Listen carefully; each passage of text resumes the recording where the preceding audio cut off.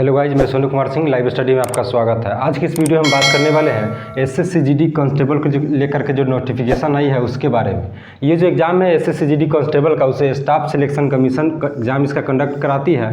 इस वीडियो में हम इसकी पूरी चर्चा करेंगे, जैसे कि इसके डेट को लेकर के कि एप्लीकेशन स्टार्ट करने का क्या डेट है, कब तक आप इसे अप्लाई कर सकते हैं। साथ ही इसके फ़ी की चर्चा करेंगे, इसमें अप्लाई करने के लिए आपको कितने फ़ी देने होंगे, पैसे कितने देने होंगे। एंड देन इसके एज की चर्चा करेंगे, यानी कि आपकी एज कितनी होनी चाहिए ताकि आप इसमें अप्लाई कर सकें।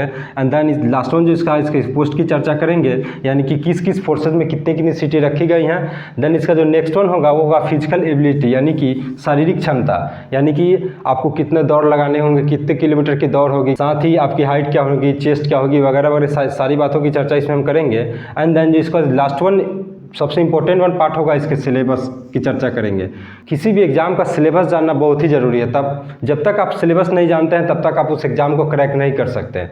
फर्स्ट ऑफ ऑल हम देखते हैं कि इसके डेट के बारे में, यानी कि इसका एप्लीकेशन जो है 13/7/2021 से अप्लाई स्टार्ट हो चुकी है और इसका जो लास्ट डेट है वो 31/8/2021 है और पेमेंट की जो लास्ट डेट है 2/9/2021 है। यानी कि जो भी कैंडिडेट जो फॉर्म फिलअप कर चुके हैं 31/8 तक, बट किसी कारणवश अगर पेमेंट नहीं कर पाए हैं तो वो 2/9 तक पेमेंट कर सकते हैं। तो उनके पास मौका होगा कुछ दिन के लिए कि वो पेमेंट कर दें। और इसके एग्ज़ाम और एडमिट कार्ड को लेकर के अभी तक कोई डेट नहीं आई है, लेकिन इसका मतलब ये नहीं है कि इसका एग्ज़ाम लंबे समय तक खींचा जाएगा। उम्मीद है कि 4 से 6 महीने में इसका एग्ज़ाम हो जाएगा। सो आप लोग लगे रहिए। अगर इसके हम फ़ी की बात करें तो जो भी जनरल, ओबीसी और ईडब्ल्यूएस के कैंडिडेट होंगे उन्हें 100 रुपये पेड करने होंगे इस एग्ज़ाम को फिलअप करने के लिए, इस एग्ज़ाम में बैठने के लिए। साथ ही SC ST कैटेगरी के जो भी स्टूडेंट होंगे उन्हें कोई फ़ी नहीं देने होंगे, उनके लिए बिल्कुल फ्री है। और फीमेल जो कि किसी भी कैटेगरी के हो, चाहे वो SC का हो, ST का हो, EWS, जनरल या OBC, उनके लिए कोई फ़ी नहीं देने होंगे, वो इस एप्लीकेशन को फ्री में भरेंगी। अगर इसकी एज की बात करें तो इसके लिए एज जो है मिनिमम एज 18 साल की रखी गई है, यानी कि अगर आप 18 साल के हो चुके हैं तो आप SSC GD के लिए एलिजिबल है कि आप फॉर्म डाल सकते हैं। साथ ही इसके मैक्सिमम एज जो है 23 वर्ष की रखी गई है, यानी कि 18 साल से लेकर के 23 साल के जो भी इनके बीच के कैंडिडेट होंगे वो इस फॉर्म को फिलअप कर सकते हैं। और इसके जो एज में छूट दी गई है, यानी एज रिलैक्सेशन जो दी गई है वो SCC का जो रूल है उसी के अकॉर्डिंगली इसमें एज में इसको छूट दी जाएगी। देन अब नेक्स्ट देखते हैं इसके पोस्ट को लेकर के, यानी कि इसमें कितने सीटें हैं और किस किस फोर्स में कितनी सीटें रखी गई हैं। इसमें जो टोटल पोस्ट निकाली गई हैं वो आपका पोस्ट है 25,271, जिसमें जो भी मेल कैंडिडेट होंगे उनके लिए 22,424 सीटें रखी गई हैं और जो भी फीमेल कैंडिडेट होंगे उनके लिए 2,874 सीटें रखी गई हैं। देन इसके बाद देखते हैं कि किस किस फोर्स में कितनी सीटें रखी गई हैं, इंडिविजुअल किस किस फोर्स में कितने सीटें हैं, ताकि आप अपना प्रेफरेंस सीट के हिसाब से चुन सके या आपके जो भी चॉइस होंगे उसके हिसाब से आप प्रेफरेंस चुन सके। इसमें जो SSC GD कांस्टेबल को लेकर के जो पोस्ट है इसमें आपका BSF, CISF, CRPF, SSB, ITBP, AR, NI और SSF, इन सारी फोर्सेस के लिए वैकेंसी दी गई है, जिसमें BSF के लिए 7545 सीटें हैं, जबकि CISF के लिए 84 से 64 सीटें हैं। लेकिन CRPF के लिए इस बार सीट नहीं रखी गई हैं, यानी कि इसमें इस बार जो भी GD कांस्टेबल का एग्जाम देंगे वो CRPF में नहीं जा सकते हैं। साथ ही इसके SSB में 3806 सीटें रखी गई हैं। ITBP जो कि इंडियन तिब्बत बॉर्डर पर रहती है जो पुलिस, उसके लिए 1431 सीटें रखी गई है। AR के लिए 3785 सीटें रखी गई है और फिर से NIA के लिए कोई सीट रिजर्व नहीं है इस बार, यानी कि जो भी बच्चे इस एग्जाम में बैठेंगे वो NIA में नहीं जा सकेंगे। And then last one SSF में 240 सीटें रखी गई है।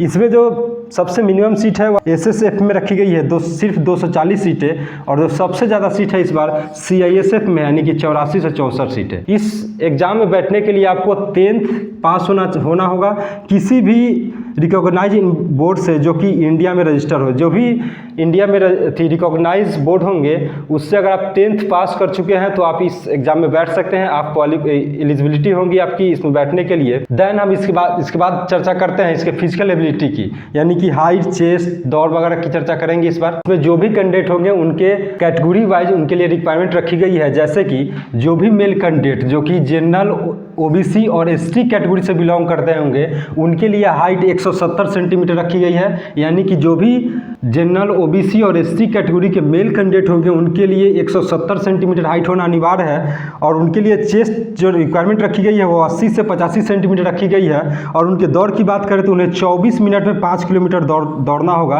यानी कि 24 किलोमीटर में 5 किलोमीटर की दौड़ लगानी होगी। वही अगर मेल कैंडिडेट जो कि एसटी से बिलोंग करते हैं उनके लिए हाइट रखी गई है 165 सेंटीमीटर और उनके लिए चेस्ट है 70 से 80 सेंटीमीटर उनका चेस्ट होना चाहिए। और उन्हें 8.5 मिनट यानी कि 8.5 मिनट में 1.6 किलोमीटर की दौड़ लगानी होगी। फीमेल कैंडिडेट की बात करें, चाहे वो जनरल कैटेगरी के हो, ओबीसी की हो या एससी कैटेगरी की हो, उनके लिए हाइट 157 सेंटीमीटर रखी गई है। और उनके लिए चेस्ट के लिए कोई रिक्वायरमेंट नहीं है, यानी कि इनका चेस्ट नहीं मेजरमेंट किया जाएगा।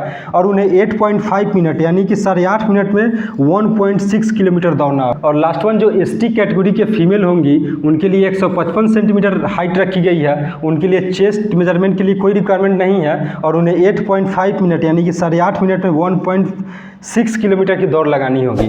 यानी कि एसटी के मेल और फीमेल और जनरल ओबीसी और एससी के फीमेल इन तीनों के लिए दौड़ सेम रखी गई है 8.5 मिनट में 1.6 किलोमीटर। देन इसके बाद नेक्स्ट हम इसके सिलेबस की चर्चा करते हैं। देन अब नेक्स्ट इसके हम सिलेबस की चर्चा करते हैं। इस एग्जाम को क्रैक करने के लिए आपको कम से कम आपको 85 से 90 प्लस में आपको स्कोर करने होंगे। आपके टारगेट होने चाहिए कि हम 85 से 90 स्कोर करें। लेकिन अगर आपको अच्छे फोर्स में सिलेक्शन आपका कराना है तो आप 90 प्लस में स्कोर करें कि जब तक आप 90 प्लस में अगर स्कोर नहीं करते हैं तब तक आपका अच्छे फोर्स में चयन नहीं हो सकता है। इस एग्जाम में आपका कोशिश 100% ये होना चाहिए कि हम 90 प्लस स्कोर करें। फर्स्ट हम इसके सिलेबस में देखते हैं तो ये जो एग्ज़ाम होगा वो कंप्यूटर बेस्ड एग्जामिनेशन होगा, यानी कि ये जो एग्ज़ाम होगा वो आपका ऑनलाइन एग्जाम होगा, ऑफलाइन एग्जाम नहीं होगा।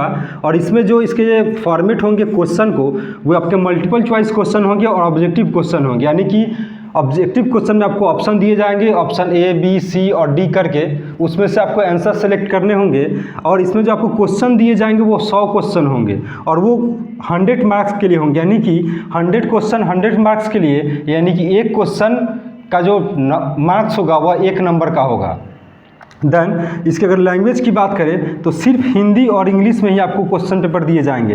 हिंदी और इंग्लिश के अलावा और किसी भी दूसरे लैंग्वेज में आपके क्वेश्चन पेपर नहीं दिए जाएंगे। सबसे जो इंपॉर्टेंट बना भैया है निगेटिव मार्किंग। ये सबसे कन्फ्यूजन वाला स्टूडेंट के लिए होता है कि निगेटिव मार्किंग क्या होगा।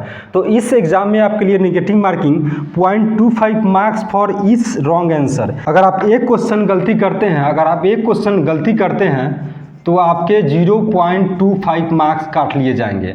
यानी कि अगर आप 4 क्वेश्चन गलती करते हैं तो आपका 1 मार्क्स काट लिए जाएगा। तो आपका कोशिश ये होना चाहिए कि जिस भी क्वेश्चन पे आपके पास कन्फ्यूजन हो, आप कन्फ्यूजन में हो, आपको लगता है कि 1-2 सही हो सकता है, उसमें आप ट्राई कर सकते हैं। लेकिन जिस क्वेश्चन के बारे में आपको कुछ भी पता ना हो उस क्वेश्चन को मत टच कीजिए। जहाँ पे कन्फ्यूजन क्रिएट है वहाँ पर आपको लगता है कि मे भी सही हो सकता है, वहाँ पर आप निगेटिव मार्किंग के लिए चांस ले सकते हैं। क्योंकि 4 अगर गलती करते हैं तो आपके 1 नंबर काट लिए जाएंगे। द नेक्स्ट इसके अब हम सब्जेक्ट पे देखते हैं कि सब्जेक्ट वाइज कितने क्वेश्चन होंगे और इसके लिए कितने नंबर मिलेंगे, साथ ही इसके लिए इस एग्जाम में आपको कितने टाइम दी जाएंगी। तो सबसे पहले जनरल इंटेलिजेंस और रीजनिंग, यानी कि रीजनिंग से आपको 25 क्वेश्चन दिए जाएंगे जो कि 25 नंबर के होंगे। साथ ही इसके दूसरे सेक्शन में होंगे जीए और जीके, यानी कि जनरल नॉलेज और जनरल अवेयरनेस, जिसमें से आपको 25 क्वेश्चन दिए जाएंगे सेम 25 नंबर के लिए। और साथ ही जो नेक्स्ट वन होगा वो आपका एलिमेंट्री मैथमेटिक्स, जो कि जिसमें आपको 25 क्वेश्चन दिए जाएंगे, ये भी आपके 25 नंबर के होंगे। एंड देन लास्ट वन जो होगा इंग्लिश और हिंदी, यानी कि स्टूडेंट अपने चॉइस के हिसाब से इंग्लिश या हिंदी किसी एक सब्जेक्ट को सिलेक्ट कर सकते हैं, जिसमें से आपको 25 क्वेश्चन दिए जाएंगे 25 नंबर के।